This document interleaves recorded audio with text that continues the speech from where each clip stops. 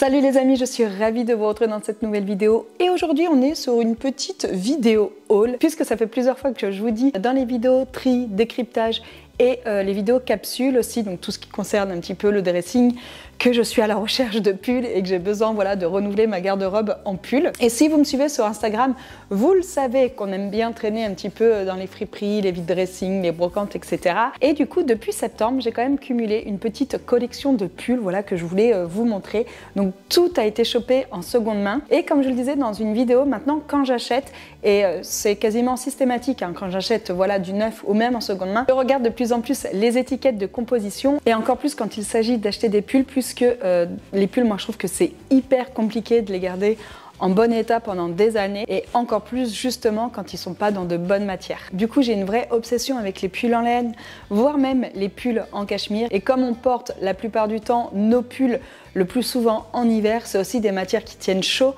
et qui vont être agréables à porter à cette saison-là. Donc si vous êtes comme moi dans des achats de pulls actuellement, surtout qu'il va y avoir le Black Friday et les soldes au mois de janvier, franchement, regardez les étiquettes et optez pour des pulls en laine puisque ça va vraiment vous permettre de les garder longtemps et aussi, comme je le disais, d'avoir bien chaud l'hiver. Donc tout d'abord, sur un vide dressing physique au sable, au mois de septembre, j'ai acheté deux pulls fins, 100% laine de la marque Uniqlo pour Morgan.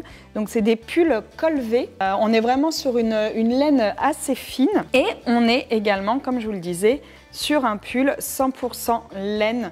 Donc voilà, pour vous dire qu'on peut vraiment trouver des petites pépites. Alors Morgan chope très peu également de la seconde main. De toute manière, en règle générale, il achète très peu de choses, encore plus dans les fringues. Il a un peu la flemme de faire les boutiques, etc. Donc de temps en temps, quand je tombe sur des trucs, je lui achète au risque que ça ne lui plaise pas, parce que la seconde main, une fois que vous l'avez acheté, on ne peut pas échanger. Il n'y a pas de service après-vente. On va dire que c'est un petit peu le truc contraignant, entre guillemets. Mais ce qui est bien également sur la seconde main, c'est qu'il n'y a pas de vétusté. C'est-à-dire que quand vous faites un achat, si vous l'achetez au bon prix, vous allez facilement pouvoir le revendre sur les sites en ligne, etc. ou dans vos prochains vide dressing. Et ça, moi, c'est quelque chose que je trouve génial. Par exemple, les pulls de Morgan, si, je ne sais pas, la taille n'avait pas été bonne ou si le modèle ne lui plaisait pas, j'aurais pu les mettre sur Vinted et je les aurais clairement revendus le prix que je les ai achetés, puisque j'ai payé les deux 15 €, je crois, 15 ou 20, je sais plus, je crois que c'est 15 €. J'ai vraiment un doute que ça fait quelques temps. Puis moi, j'aime beaucoup la marque Uniqlo. On est aussi sur des vêtements qui sont de bonne qualité. Moi, j'ai des t-shirts Uniqlo que j'ai depuis des années, qui n'ont pas bougé. Les coutures sont toujours bien droites, donc ça fait plaisir. Je pense d'ailleurs que le gars, ça faisait un moment qu'il les avait et franchement, ils sont nickel. Donc ça, c'est cool. Et ce qui est cool aussi avec ces petits pulls fin homme, c'est que je peux facilement lui piquer, les rentrer dans un jean et les faire blouser avec une petite veste de blazer, par exemple. Ça peut être tout à fait envisageable. Ensuite, autre petite trouvaille dans un dressing physique, c'est ce pull en laine et cachemire. Donc il a 92% laine et 8% cachemire. Alors là, pareil, on est sur une matière extrêmement douce. Franchement, c'est très agréable à porter. C'est un pull de la marque Monoprix et c'est une coupe homme également. Alors à la base, je l'ai vraiment pris pour moi parce que je savais pertinemment que Morgane n'allait pas aimer la couleur. Et franchement, j'aime beaucoup. Donc, moi, j'ai porté ça typiquement avec un jean. Pareil, je vais le rentrer dans mon jean, je vais le faire blouser et facile à porter, pareil, avec un blazer, un petit trench. Je trouve que typiquement, c'est une couleur qui passe bien l'hiver et je peux même l'imaginer facilement avec un jean blanc.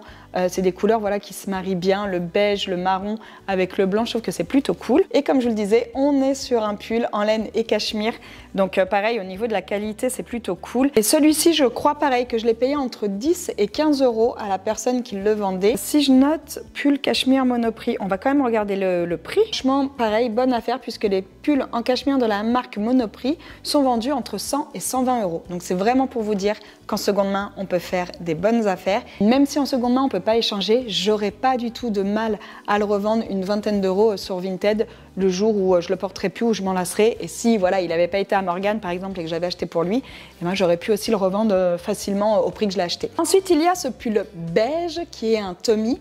Celui-ci, on l'a chopé chez Emmaüs avec Maëlle, donc on l'a pas payé très cher. Alors maintenant, les prix chez Emmaüs, c'est un peu freestyle, qu'on se le dise. Ils font un peu ce qu'ils veulent, un peu à la tête du client, à l'état du vêtement, etc. mais ça reste toujours très abordable. Alors pour ceux qui disent que Emmaüs c'est pour les gens qui n'ont pas beaucoup de moyens, etc. Non, Emmaüs c'est une association, donc oui, on peut y aller pour s'habiller quand on n'a pas beaucoup de moyens, mais ils cherchent aussi des clients pour faire fonctionner justement leur association et récolter de l'argent. Eux, ils sont avant tout là pour faire de l'argent, pour pouvoir après redistribuer aux personnes qui en ont besoin. Donc Emmaüs, c'est ouvert à tout le monde. Pour ceux qui se posent la question, si vous aimez chiner, si vous aimez les brocantes, si vous aimez les vide dressing, allez dans les associations comme Emmaüs. Alors je ne sais pas si la Croix-Rouge, je sais que la Croix-Rouge pendant un moment ils avaient des boutiques aussi, je ne sais pas s'ils en ont encore, mais franchement des fois on peut vraiment trouver des trucs cool.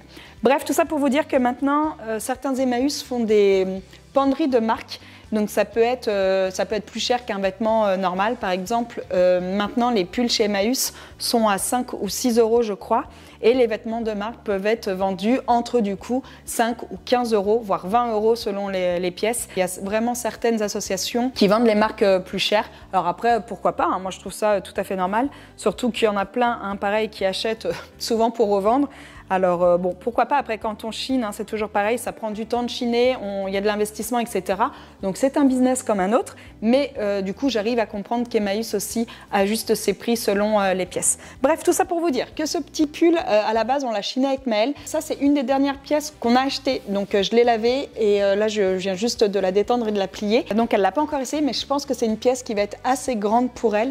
Donc pareil, peut-être qu'elle va vouloir la porter en mode loose. À voir, faut qu'elle l'essaie, elle m'a dit qu'il fallait qu'elle l'essaie. Mais on est pareil sur un pull qui est... Les étiquettes, c'est des vrais livres, c'est des encyclopédies maintenant. Alors pour trouver l'info, mais il me semble que j'avais regardé. On est sur un pull qui est en coton et en cachemire. Donc pareil, c'est un pull qui est vraiment tout doux. Il y a 92% de coton pour 8% de cachemire, mais c'est un pull voilà, qui peut être tout à fait confortable. Donc comme je vous le disais, la seconde main, ça permet aussi de trouver des trucs cool à des prix intéressants et surtout avec des matières que l'on aime. Ensuite, autre petit pull chopé, celui-ci en Assos, donc il me semble qu'il vient de chez Emmaüs.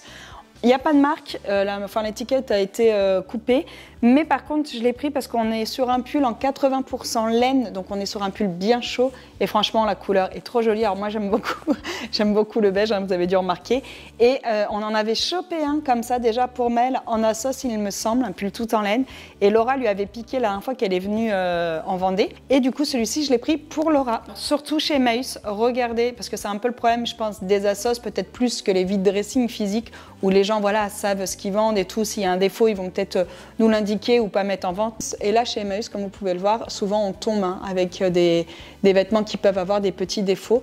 Donc là il y a un petit accroc, mais je vais lui reprendre, je vais lui faire un petit point et voilà, ça fera l'affaire. Et ce pull, typiquement, on l'a eu pour 5 euros. Donc voilà, on est sur un pull quand même 80% laine. La couleur est vraiment sympa, avec du bleu, du noir, du blanc. Moi, je trouve que ça passe bien. On peut typiquement le mettre voilà, avec un trench, une doudoune, un blazer. Je trouve que c'est un peu une pièce facile à porter. Et surtout, pour cette saison, on est sur un pull bien chaud. Ensuite, autre petit pull acheté en friperie, il me semble. Donc c'est un pull Benetton qui est en 100% laine. Donc j'ai pris un modèle rouge. Alors moi, perso, je porte très peu de rouge, mais Maëlle a tendance à en porter un petit peu. Et à la base, je lui ai envoyé une photo pour savoir si elle le voulait. Elle m'a dit ouais, allez, vas-y, on essaie. Alors pareil, on est sur une coupe homme un peu large, donc à voir si elle peut le porter surtaillé. Mais toujours pareil, si jamais elle le porte pas, je le remettrai en vente sur Vinted. Celui-ci, il me semble qu'on l'a payé dans les 10 ou 15 euros. Les friperies, soyez pas étonnés, mais les prix peuvent être parfois un petit peu plus élevés voilà, que dans les Assos ou dans les vide dressing parce que eux font un vrai travail, soit de commande, soit de recherche. C'est dit, il est, comme je vous le disais, en 100% laine et en très bon état. Donc voilà pour celui-ci qui est plutôt cool aussi. Autre pull que j'ai chopé dernièrement et que j'ai déjà mis plusieurs fois, c'est ce petit pull bleu marine col V. Alors celui-ci, je peux pas vous dire la compo puisque je crois qu'il n'y a plus d'étiquette dedans. Je pense que c'est un pull en laine puisque franchement, on voit qu'il n'est pas de toute première jeunesse. On a vraiment une vieille étiquette. J'arrive à lire qu'il est made in Italie, mais j'arrive pas à lire la compo dessus. Mais à mon avis, il est de bonne qualité, puisque comme je vous le disais, on voit qu'il n'est pas tout jeune, mais il n'a pas bougé, il ne bouloche même pas. Moi, j'aime beaucoup sa coupe. J'aime bien aussi ce que le col V est assez plongeant, on va dire, donc je trouve ça plutôt joli. Et c'est un pull ouais, que je porte beaucoup depuis que je l'ai. Et ça, pareil, je l'ai trouvé chez Emmaüs, il me semble. Donc, j'ai dû le payer 5 euros. Donc, vraiment pas très cher. Je tiens à dire que j'ai été le chercher dans la chambre de Mel pour vous présenter. Donc, je pense qu'elle l'a essayé ce matin pour voir si éventuellement elle pouvait pas me comme le piquer. Donc quand je vous dis qu'elle me pique quand même tous mes pulls que je m'achète là en seconde main, elles ont quand même tendance toujours à aller voir un peu ce que j'ai. Mais ça, c'est un pull que j'aime beaucoup et comme je vous le disais, pour le coup, que j'ai vraiment pas payé cher. Et enfin, pour finir, le dernier pull, donc c'est celui que je porte sur moi. Donc on est sur un gris anthracite colvé. Il vient de chez les Galeries Lafayette et c'est un pull en 100% cachemire. Donc je l'ai acheté dans un V-dressing physique au mois de septembre, il me semble. Je crois que je l'ai payé 20 €.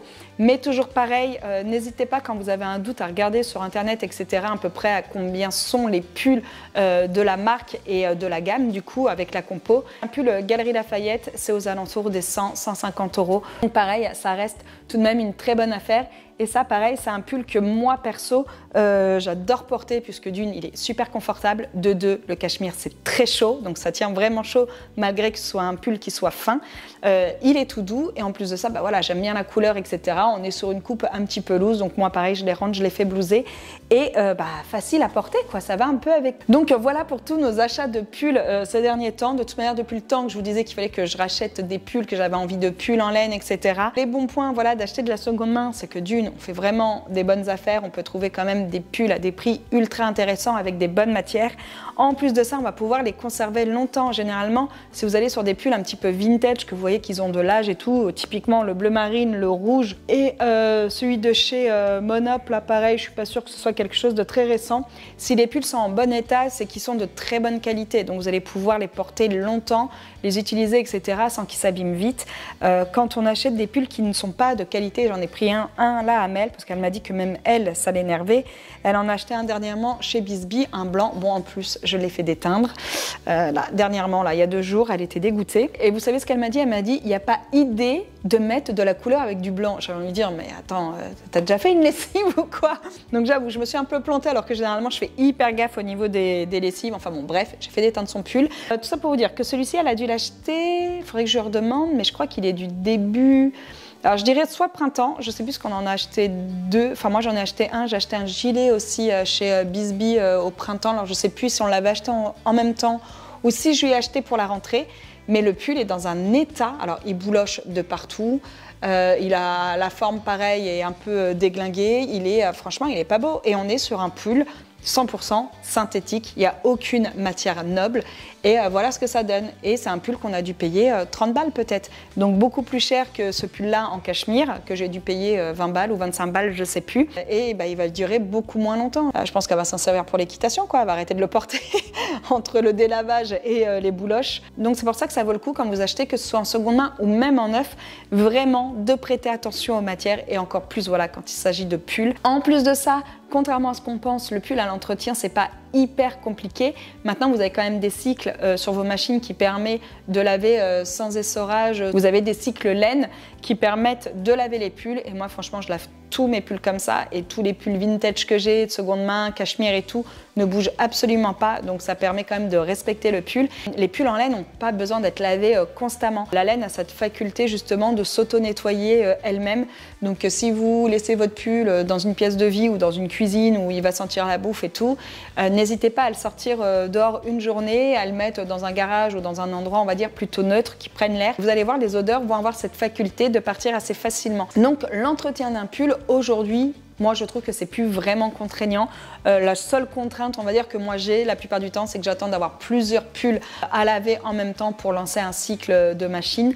Et sinon, comme je vous le disais, la plupart du temps, moi je les mets voilà, à l'air ou dans le garage ou dehors quand il fait beau, etc.